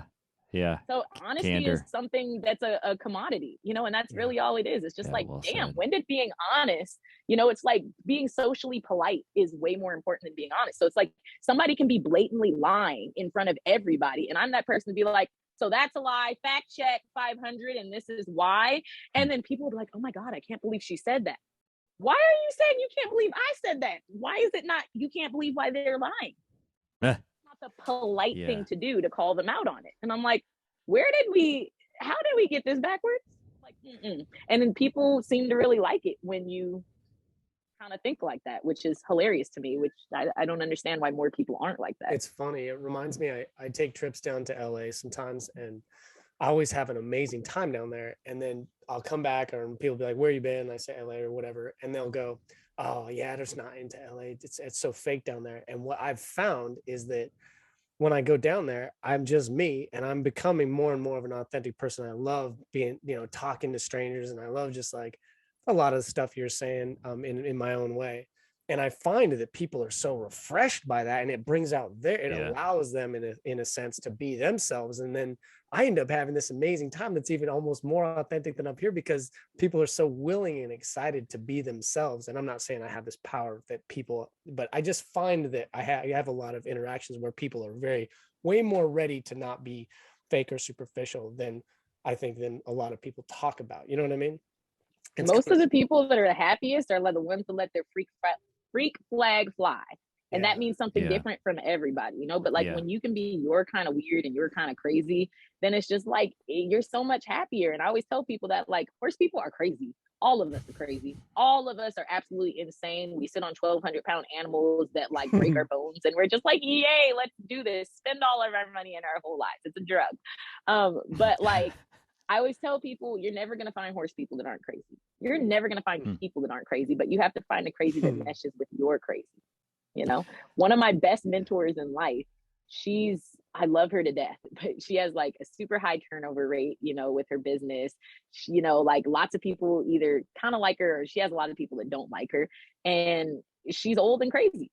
I love her. She's my favorite person in the whole wide world. And people be like, why do you love her? I'm like, I don't know. Her crazy just meshes with my crazy. And, you know, she has been the biggest life-changing influences in my life. You know, like I accredit like all of my success to this day. The reason I can feed myself is because of her. The lady that everybody was like, don't mess with her, she's crazy. Like, she is the reason why I'm here. Dude, that is amazing. What's her name? Can you say her first name? Yeah, Marlene Fultz. You're never gonna see this, bitch. If you hear this right now, she's gonna be laughing awkwardly. And we have that awesome. We have that relationship where she'll tell you, she'll be like, oh, she's a little shit, come here and we like fight and bicker back and forth, and it's bad, but like she has been a person that's been more my mom than my mom, you know, and her family, you know, she never gave me anything for free, but she always gave me the opportunity to work. And, you know, she was the person that I learned that blatant honesty from. I mean, I'd always kind of been that way, but like to see how she put it to me is like, I met her when I was 18 years old. And we didn't know each other, but like I just called a number online. I was looking for a place for my horse, and she picked up the phone, and we ended up talking for like 3 hours, and then we literally became friends from there. But she watched me for a while, and she watched me work my ass off. I was literally going to school at nighttime. I was a full-time veterinary technician, so I was working 50, 60-hour hospital shifts. And then I was also had another job where I'd work every other weekend riding horses for a trainer. And she was like, you're going to burn yourself out and you're going to die on these horses. And I was like, no, I'm not. I can do whatever I want. And I'm going to the Olympics because I can ride that good. And she poked her bony ass finger in my chest and said, like, hell, girlfriend, you will never go to the Olympics. You will not do that. And you're going to get your ass handed to you. And I was like, who the fuck are you thinking you can tell me this shit? I can do whatever I set my mind to. And she poked her bony ass finger. She was like, you're so cute. She was like, you will never be able to do the Olympics because life is not fair. You don't have that money. It will not happen, but you love horses. So I'm going to show you how you can make a living doing what you love. And you know what? That's what she did. Her and her husband walked outside of her house with $500 in cash. And she said, go out and buy a horse. Me and my husband, it's nothing for us. We'll buy the horse. We'll pay for everything for it, and when you sell that horse with the work that you did, you're going to split the price with us. So it ended up for years. That's how we made our business. Her and her husband would come out with, $500, then $1,000, $3,000 in cash, where I'd go out and pick up an animal. And then I would rescue horses. And from bad situations all over the place, I would train them, spend 6 months a year with me. Me and her traveled all over Northern California riding, just doing all the fun shit that everybody wishes they could do with their horse. And at the end of the summer, I'd sell horses for $10,000. And the thing is she might have invested 2, 3, so like she didn't really make any money, but she'd break even, and I'd have a whole barn full of horses doing this. And I had a great time. I was able to quit my job, run my own business, and she gave me the pillars to life. She is the reason, hell, my first horse trailer, her and her husband came out with $10,000 in cash and said, pay me back. Me and my husband worked our butts off and we paid her back in a month, we scraped. Wow. But she did that so that I didn't have to take out a loan, know? So she's solid. Yeah, literally best crazy person I've ever met in my life. Marlene Fultz, that is you. Dude, that is so good. Daniel, time check for you, buddy. How are you doing on time? You okay? Oh yeah, like I gotta go personally, but okay. I got a painting appointment in a half hour, and I'm sorry to cut it short. All good. I'm going rock climbing. Are you? Where are you going rock climbing? I don't climbing remember gym? the place's name. Climbing gym or something outside? like that. It's no. Oh, I have one dangerous sport. I don't need two. No, everybody's like, let's go skiing. Let's go do this. I'm like, I have one dangerous sport. Yeah. I don't need any more in my life. No, we're going gym climbing. I took my husband for his 41st birthday this last weekend. Nice. And he is just a natural. So he was up there like his first time doing the advanced courses, which really pisses me off because he's just like good at stuff. Yeah. So now this is our fitness couples thing that we can do because, membership is $70 and, we broke horse people still at this point. So that's a pretty damn good deal to say I can get a family membership and we can do something that's healthy and get off the ranch because horses, it's obsessive. It really is a drug. It's all consuming. So we have to like schedule time to like not be that. So that's our time this afternoon. That is awesome. I have a lot of fun. I spent a long time rock climbing, a long time, climbing all over the world. And like you, was like, I can't do any more dangerous stuff. This is all I got. This is all I can do right now. Yeah, exactly. Because you know how pissed off you would be if you like tried to go like skiing one day and then broke your leg and you couldn't climb. Yeah. I'd be so mad, and every time I do something different, I'm just like, this ain't it. Yeah. My friend took us surfing the other day in Santa Cruz. And, I'm a pretty athletic person. I'm a very strong swimmer. So I was like, yeah, this is fine. Probably wasn't the brightest idea to take like 3 beginners on surfboards out. But yeah. And so like I went, and then when I fell off, he didn't actually explain to us like what to do as the waves are like smushing into you next to the cliffs. And you've got a 9-foot board that's like dragging you by your ankle. Santa Cruz got some of those cliffs too. It'll chew you up. The cliffs are behind me and I'm just sitting here like, I really came out and did this. I was like, I came that close to pulling that thing off my leg before I figured it out. But I was like, see, I was like, this is why I stay in your lane. Stay in your lane. That's awesome. You're delightful. You're a lot of fun, Brianna. I really appreciate your time joining us. I mean, you were like, who the hell are these couple, dudes? Yeah, I gotta ask. Like, Yeah. we tried to get. I was communicating with you, reaching out for my place 6-8 months, and you were just someone that we figured was going to be too busy and full of life and maybe not really know what we were doing. And just for you to say yes and your assistant to send our information on, I was surprised and really, really thankful.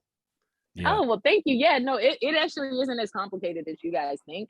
I'm overwhelmed, it's not even about being too busy, but it's like the social media thing. I know I have a huge following and stuff like that, but it's so overwhelming. I'm actually trying to hire a social media person finally because I can't, people will pop back up in my DMs and I'm like, bro, I saw you message me a year ago and I never saw it. And it makes me feel like crap because I'm like, I don't want to do people like that, but also like I'm a mom and I have a life. So I like totally don't get to it. So I enjoy people that like will continue to reach out because I do want to take these opportunities and I do want to have these like dope ass conversations and stuff like that. Especially like, yeah, it's something different. Like it's pretty tiring telling the same story over and over again because you get the same questions. So like cool points for y'all because this is probably like the most entertaining podcast or like anything like this I've done. And I mean, points in time that I was literally doing like 5 or 6 of these a week, with like photo shoots and other crap, so like I really do mean it. Is like, yeah, this was probably like the most intellectual, like best conversation of all. Wow. Thank you. And like also nobody has asked me, is there anything else you would like to add? You always get, and I'm like, Go. your job to come up with the questions and my job to answer. Like I no.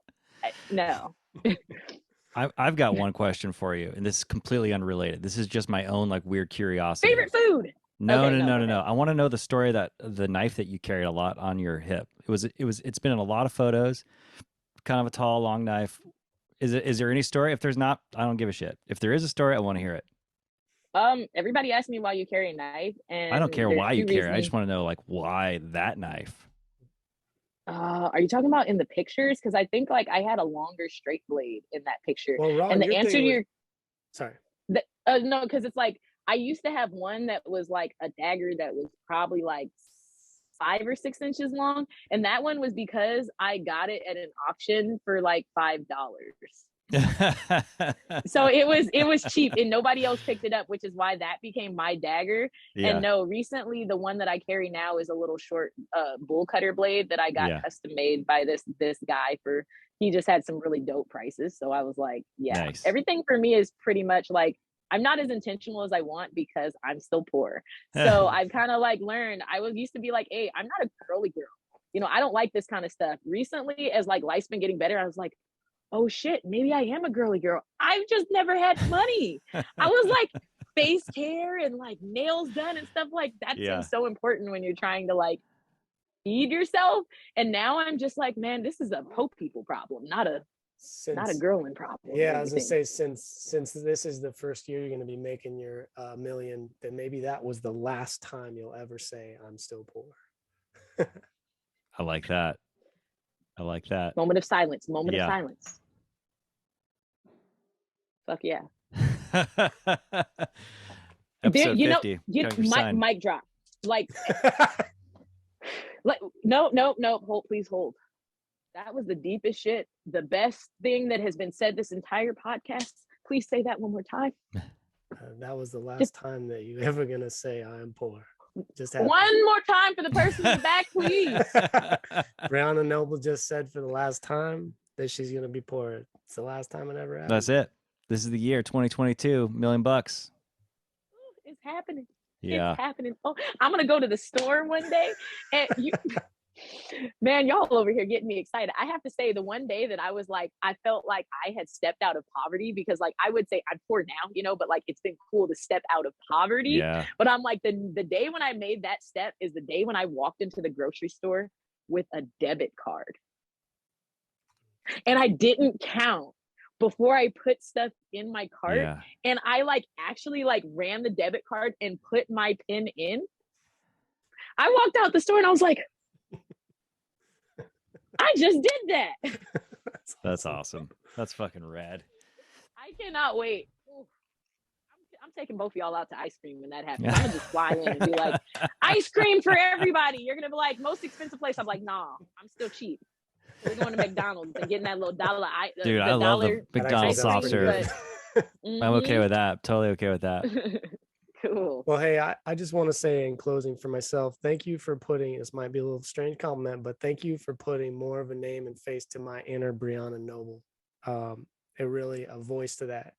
It's been in me for a while. I've been listening to it more, and meeting you has just, I just feel like I got a little bit more of everything we've been talking about, and the unspoken thing underneath all this, that swag, that confidence, that I don't care. I do care, but I don't care, you know?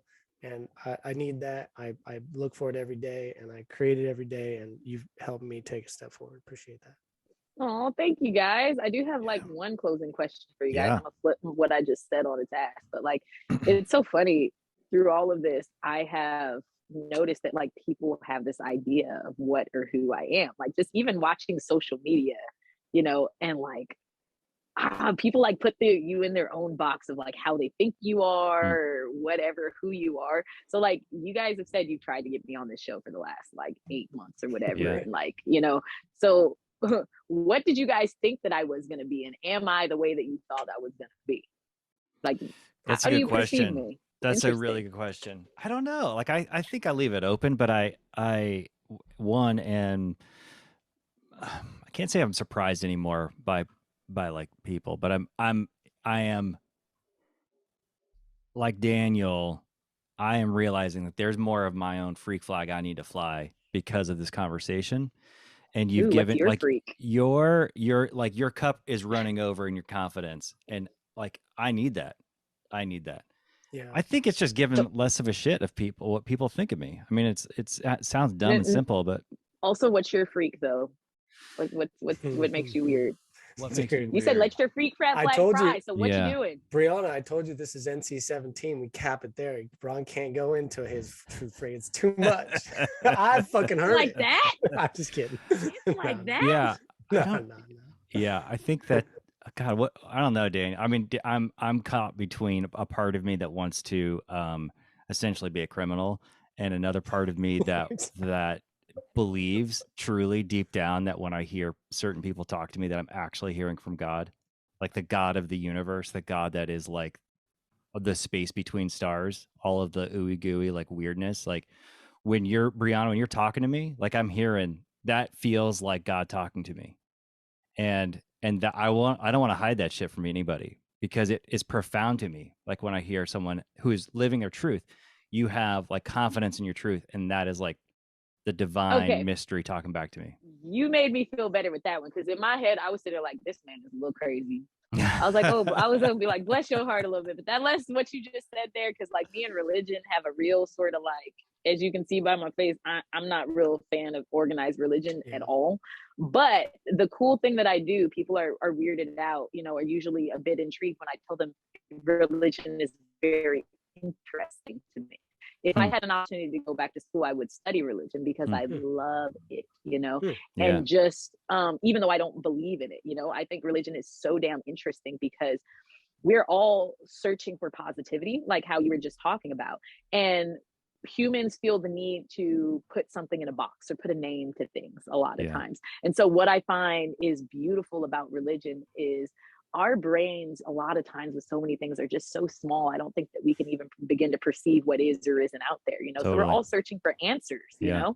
So for me, I find beauty in what you just said. Is just like for you, God is positivity. For you, God is people that have overflowing cups. For you, God is people that are doing what it is they love to do, and that's really damn cool. Yeah. Awesome. Thank you, Brianna Noble. You're amazing. I can't wait to share this with the public and get this out there.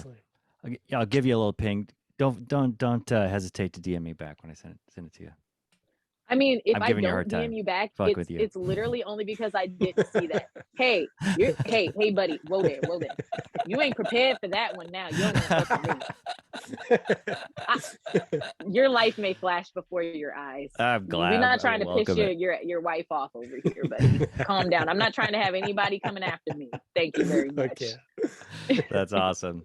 Thank you for joining us today. Thanks your dad Okay. for letting you use the recording studio over there. Well, obviously it didn't work too well because here I am back on my phone. I could stayed on my own damn ranch for that. That's awesome. All right. See you guys. All right. See you next time. Okay, Take care. bye. Bye-bye. Hey, man. Hey. Welcome to Field Dressing. Yeah. Episode 50. Awesome. Briana Noble. That was a good episode. That was a really fun conversation. Yeah, it was amazing. She's fucking force of nature. I appreciate her a lot. Yeah, she's got a way about her that's like there's a lot of confidence that is real, right? Like I think sometimes confidence can come across as like bravado. Would that be a fake confidence? Bravado? Yeah. Maybe there's some fake confidence in bravado. Yeah, I don't know if that's the word, but I tend to be judgy when people are really confident. I like kind of sense that. That's the thing that kind of comes across. That's not with her, man. I mean, what I found with her, I found it to be really inspiring. And that's what I want, right? I want all the guests, the conversations to make me feel like I'm stepping up into a better version of myself or pursuing a little bit better. Well, and I had a big like kind of like moment with her, and that is there was an opportunity to show up and support what was happening, and she did, and by doing that it set off all kinds of other things in her life in a really positive way. Well, and she sees the moment, and I'm like I'm on the path to make sure every moment that it does bring itself to me I seize. yeah. Yeah. Yeah. I watched this thing with this little interview with 50 Cent. It's not interview, it was a little reel. It was someone made a reel out of this little clip from interview with 50 Cent. I didn't know who, I couldn't recognize his face because I didn't know him by face at the time. But the guy was like calm, cool, and collected. And he was very open and kind with his words. And he goes, some people mistake my confidence for arrogance. And you could tell this hurt him. You know, this was it's not something that he was thrilled about. He wasn't worried about it. Didn't look like, but you know what I mean? And then he goes, but they don't know what I went through to get where I get. And he's like, it's almost like you have to woo yourself, or you can woo yourself into belief. But he's like, it was almost Ron, like he had to fucking brainwash himself with the beliefs he wanted to have. And in doing so, that was an integral ingredient into the process of making it happen. I'm not saying that Brianna's doing the same thing, but you know, I have been thinking about her, and then on the heels of that, watching the little 50 Cent clip. I watched it like 6 times in a row. It's like, he is so captivating. Oh, wow. But can I ask you a question? Yeah, please do. We're doing this field dressing about a day and a half later, which we usually don't do. Yeah. But we had to jam. And I was surprised. We're going to field dress this conversation. I was surprised you didn't think that it was your best conversation. I was curious why. I think I just didn't feel the top of my game conversationally. Like just those moments where, I mean, it's probably just a nitpicky, you know, like self-critical view of myself, but I can tell when I feel like the guest and I are like hitting the ball back and forth, and when I can like underhand pitch a ball and they just smack it out, or vice versa, or you ask a question that brings something out in me. So I didn't feel totally in the top of my like conversation game is all, but she was totally captivating, and I loved what you said about her helping you identify a little bit more your inner Brianna Noble, like that a part of you that needs to, I don't want to say needs to step up, but you're looking for the opportunity to step up, and you're looking for the opportunity to seize the moment. Fuck yeah. I mean, she you know, it's funny too, because it didn't sound like, this is part of the mystery of life, is what is it that some people seem to be born with? Mm. or born Yeah. without, because I Yeah. almost, and I don't know much about her childhood Sure. or anything, Yeah. but it's almost like she didn't. I'm curious where she got that from, Yeah. because it I was didn't trying to sound. pick that apart a little bit. I Yeah. couldn't quite get there. I Yeah. think that something, clearly we're just born with personality, right? You So have two siblings that are 100%. totally Yeah. different. Yeah. Yeah. But I do the mystery of, these of what we are just like imbued with, and Yeah. I'm certain to a certain extent, or I assume to a certain extent, she was imbued with some of that, the seeds of that, and she just like Yeah. fed it, and now she's got swag, and she has like she's like got a lot. She's very well spoken. Like, Yeah. I liked how she was loosening up, like, because she was very different than she was in the interviews that we like took in and Yeah. watched She's in giving us some preparation. solid shit. It was great. Dude, she's awesome. Yeah, Yeah. what a great person. Yeah. Very witty. A lot of fun Yeah. to speak with. Yeah. I mean, the thing is, to get back to your thing about why had judgment around it. I mean, Yeah. the fact of the matter was, it was like, she said it was her favorite interview and podcast that she'd ever been a part of. Yeah. And And she that's, followed up with that later through text. I know, that's a big deal. It's a really big deal. So I'm cool. honored by that, man. But, So I kind of have to let go of some of my own, whatever I think the success in my mind is about a conversation. It really, man, it's just my own, good like, call. did I do it? Did I play my best game?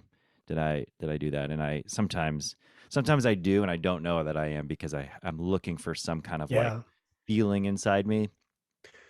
And some days it's a complete mystery when something like really lands, when I'm like feeling effective. But Have I had you to just heard of, trust it. Yeah. have you heard in the theater world, in the acting world, Acting. that there's a thing that I've heard a lot, Mm. and that is that a person will go out and they'll think that they had the performance of their life, or a really good performance, Yeah. if they felt it. Yeah. I've heard And some then of they this. come Yeah. back and it's like Yeah. the people who are just like, yeah, it was a little flat. And then they will have the opposite experience where they're like, eh. Yeah. And then people just, so Yeah. there's some of that too. Yeah. I think that's right. I think Not that's that right. what we do is performance. I never feel, it's funny. I never feel like we're trying to perform. I do feel like I need to bring, and it is important for podcasters to bring the quality of attention of a performance. Yes, I agree. I think you have to. That's one thing I feel like I'm like beginning to learn is Mm, a level of energy and a level of enthusiasm that is real and yes. lives in this conversation and lives in the conversation with whoever we're speaking with. And it needs to be like at a certain level. It has to be a certain like ferocity. And I want to be able to tap into the best part of that at any moment. And I'm realizing it's Yeah. a practice. It's a real practice. It takes a while to like get into that. Yeah. It's definitely being, it's being, what's that, alert. There's a Yeah. word in the spiritual worlds, Mm. like Taoism, Buddhism, I've heard it used a lot of just being alert. You Yeah. need to be like available and alert for what is going on, and Yeah. also without, and also within, and how those things interact. And I think that the more we do this, Ron, and the more I watch other people do it, it's like your humor, your care, and your interest and curiosity are like cats that are just Yeah. like ready to pounce, and in a Yeah. really positive, good way. Yeah. Yeah. It reminds me that we were having a conversation before we just started recording this right now about attention. And I was watching the new episodes of Meat Eater on Netflix last night, which is a hunting show, Okay. right? And the host, Steve Rennell, who's a really great writer, by the way, um, was in Hawaii being guided on a spearfishing hunt with a local woman named Kimmy. And she's like the best fisherman in Hawaii. Like, she's badass. And like all these pro surfers and people from all over the world come and to learn from her. And what she said and what they said was, that experience of taking a breath, a single breath, diving under the water, waiting for the opportunity to spear fish, distills some really basic Mm, things. Like mm. I need to just be here in my body and understand that there's alarm bells going off and I can just ignore them for the most part. I need to understand what's happening in the water, just the like where I am in the space of water, and then I need to understand what the fish is doing. And they all said it's really like everything else in life disappears and they're able to give their full attention to that moment and it's really pure. And you hear people talk about those flow states Yeah. in music, in dance, in acting, and whatever it is. And when we were talking about the speed bumps that we're experiencing in life that feel like resistance towards what we're going for, I can almost always attach it to the moment where my mind is spread too thin on too many things. And I've got my attention just out in the world, or out, I'm spinning plates and whack-a-moling at the same time. Attaching that to what experience? Uh, You uh, almost always. like just anytime I'm like in a work day or in a conversation I want to be in, but like Uh-huh. something else is like coming up in the back of my mind. And when I just really focus in on the experience, give whatever I need to be doing my full attention, whether it is a podcast episode or interview, or it is a writing session or a client session with a client session. Like if I can really, really like shut everything else down, put my blinders on and give it my simple attention, it all kind of works out again. But if my And mind is like off on the side, it's hard. It's really and hard for then me. I was just curious, what's the thing that you attach that you can almost always attach to that? It's just was it being scattered? What was Oh the yeah, first just thing? being scattered. Like if I feel discombobulated, it's Oh because yeah. I've not been able to like Yeah. unhook from the other things that are holding my attention. You But know, yeah, go ahead. I mean, it's just carrying things that don't need to be carried. Fake things that are on the horizon that are, they've got my attention. They don't need to have my attention. Yeah, we were talking about that metaphor. I was we were dicking around before the podcast, and it just came out, and I actually it's working for me. Is you're on a sailboat and it's not going well because the storms of life come. You know, Yeah. the Yeah. storms of emotion, the storms of chaos, the storm of other people's effect on you, the storms of busyness, Yeah. those all of those factors equal storms, sometimes a metaphorical storm, chaos, lurching behind, you're behind, you need five things done at once, Yeah. and then weathering those storms is part of is really important, right? It's not like, fucking, why is there storms, I need to stop the storms. Like, no, storms are coming, probably coming. Yeah. They We can count on definitely it. Count we on it. can definitely make them worse, like, Yeah. we can definitely make the storms worse, but I think weathering storms is important. And then why are we not able to do that sometimes, and why is it much worse? And the quality of attention is a huge part of weathering a storm. Yeah. Your need to like be very focused to get the thing done. Yeah. And like last night for me, getting the thing done was doing a drawing. This morning, getting a thing done for you seemed to be around a schedule, a scheduling situation. And putting everything down is part of the days, like these days.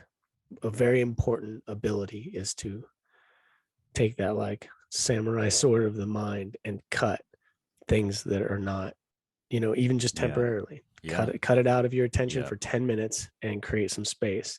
Yeah. And I think that's you and I talked about the sort of new framework, an updated framework of this podcast, and how that applies to the field dressing is, I would like, and we talked about this, to put a fine point on ways to change my life because of this conversation, Yeah. And I'm not saying it's like that can look like anything. Maybe from this conversation, I'm like, I need to ride horses, Yeah. Yeah. I'm not feeling called to do that, Yeah. but what I am feeling called to is the life around this conversation, and then just the conversation itself seemed to be around, not seemed to be around, but it felt like to me, with a sign that I'm cutting and that I'm feeling, it's just my quality of attention needs the volume turned up. It needs to be more dense. Yeah, I agree. That's where I'm landing too. Is is allowing myself the time and the bandwidth to give whatever needs my attention. It's due do Yeah. right. Yeah, And I'm sure that's part of what Brianna loves about horse riding. She, yeah, a lot of totally. stuff goes bye-bye. Yeah, yeah. That's exactly right, and I think that's what I was doing a poor job of trying to describe. Talking about the spear fisherman is this No, you like, described it well. oh, good. Well, Hell yeah. I it love made that metaphor. it makes sense with being a horse person too. Like when you're on it, like everything disappears. You have to be in that moment, and I know Yeah. the same is true for all kinds of physical activities. But probably we would all be served more by turning things off around us, internally and physically, Yeah. and giving ourselves the room to just think, to really truly just allow our brain to unwind Or and that sort maybe of thing. think, feel, you Yeah, know. all of those things. That's right. I found myself lately fucking turning shit off and just laying on the floor of my Yeah, home, yeah, in the evening yeah, next to the heater and just yeah, like not at bedtime, like doing yeah, that and just relaxing because I want to focus on something. Maybe I'll loosely pose a question, or maybe I'll yeah, be like, you know what? I need to fucking work this. I need to work out a piece of artwork. And the first little idea that comes to mind isn't always the good one. That's the one that leads to another one, that leads yeah, to another one. yeah, There's different ways to approach the art of life, the art of any art. And one yeah. is, I was watching this guy paint yesterday. I was painting with this group of people. This fucking dude, Braun, he was painting fast. He was listening to music.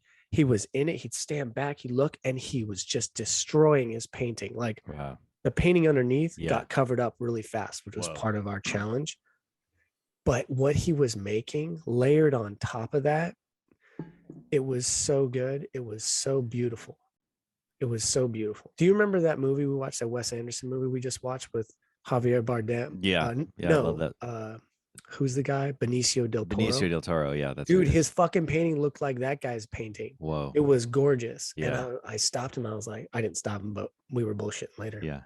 And I was like, I admire the way you paint so much. And his name's Rocky. And I was like my inner Rocky, man. Like, you are Yeah. inspiring me. You're That's awesome. awesome. It was so fucking cool to see him work and the beauty that came out of it. And sometimes you do that, but is Yeah. that the way Da Vinci painted, or Caravaggio? Fuck no. This Yeah. guy's like, you get in there Yeah. and like, It's I think there's a lot to be said about watching someone in their element and about yeah. watching someone like do it well. I mean, even I was reading Brianna's post, I think it was today or yesterday, and all she was doing was like answering these like really intimate questions about the animals on her farm, on her ranch, Mulatto Meadows. And she had these like crazy intimate details about their personalities, and not what they do, but like their personalities. Huh.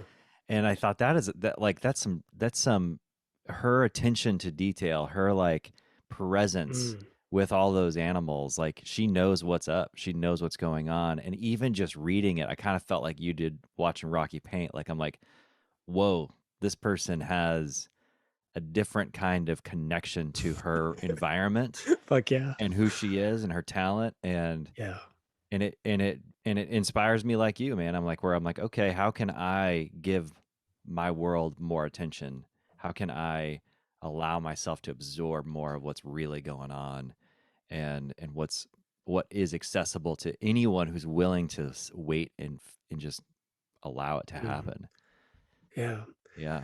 Yeah. When to squeeze and hold on and get in there, and Yeah. when to, let it fly, and that is that's one of my favorite parts of the dance of life. And, you know, I mean, we could keep going, I guess, Yeah. but Brianna seems to like, she seems to have that personality where she's just like, yeah, let's have some fun. Let's let this go. And there's so much gold there, Yeah. and the more that I bring that into my life, the more I see people bring that into life. If they're a little wound up, a little wound tight, which in my life I have been, it's just so nice and liberating to experience that. It's a quest well worth the Yeah, adventure. totally. She's Man, super inspiring. thanks for this time for reflection on that and the conversation with her, and also twisting my arm to make me do this podcast. Dude, this is awesome. Good job. I think you did a great Yeah. job, and and all good. Let's do another one. Let's keep doing it. Let's do this again. All right. See ya. All right. Take care, man.